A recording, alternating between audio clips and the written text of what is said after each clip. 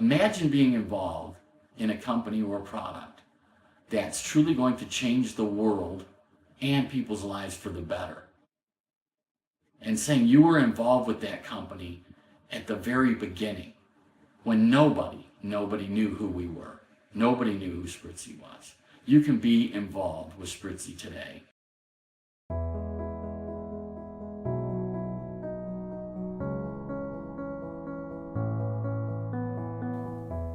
As an investor, are you more inclined to invest in a publicly traded company or a private company? There has been an incredible trend over the past decade that many savvy investors have kept close to their vest while reaping huge profits.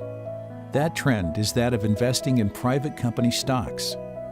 The very term private equity continues to evoke admiration, envy, and in the hearts of many public company CEOs, fear.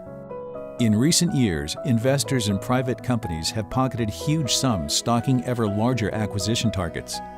The global value of private equity buyouts bigger than $1 billion grew from $28 billion in 2000 to a staggering $319 billion in 2016, according to Dealogic, a firm that tracks acquisitions. And today's biggest returns are going to early investors in private companies, especially high-growth technology companies that are changing nearly every aspect of life. Rather than wait for a company to go public, often at a high price, investors are buying stakes in private startup companies for as little as $10,000.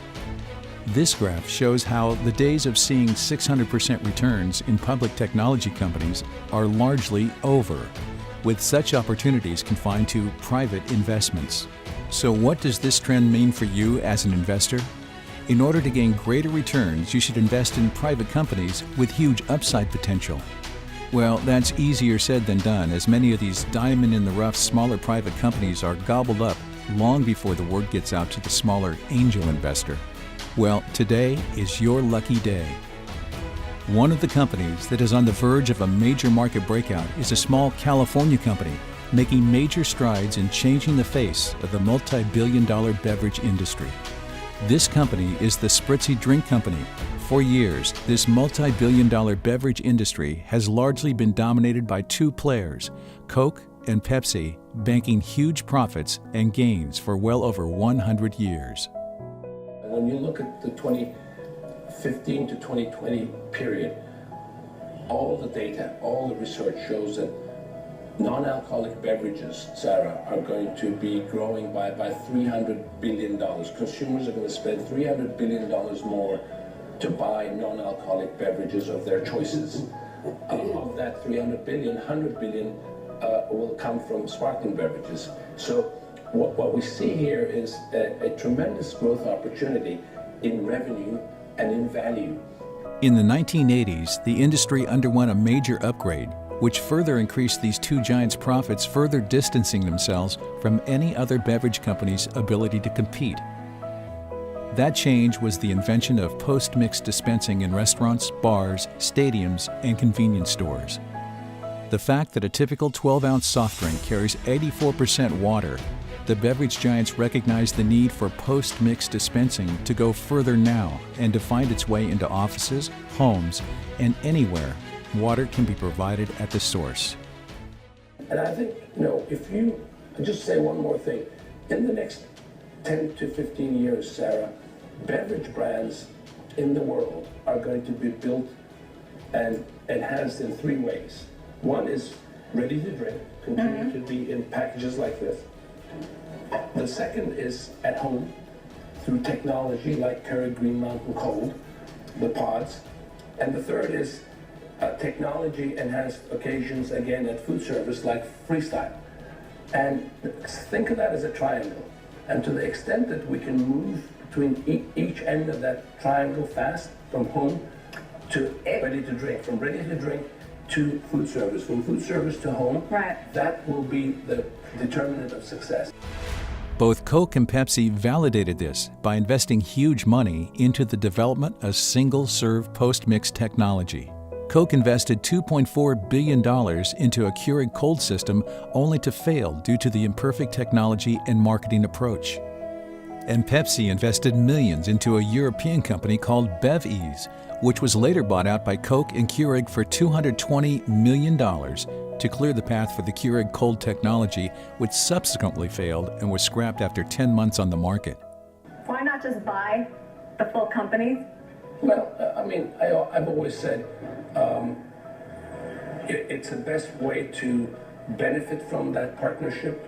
Coca-Cola is about power of partnerships. That's the best way to describe the Coca-Cola system around the world. Power of partnerships with our bottling partners, with all our retail partners, and with great technology partners like Keurig, Green Mountain, or an energy partner like Monster. After these two failed attempts, experts suspect the two beverage giants are now waiting for a smaller technology-driven company to develop this segment before re-entering the single-serve category. Sprizzi is that company. For 5 years, Sprizzi has been developing and perfecting this technology, and it far surpasses all specifications of that of the failed Keurig cold technology. Sprizzi's tiny and attractive countertop dispenser can dispense any post-mix beverage, carbonated or non-carbonated, from any beverage manufacturer, and also has a complete line of their own amazingly all-natural beverage flavors.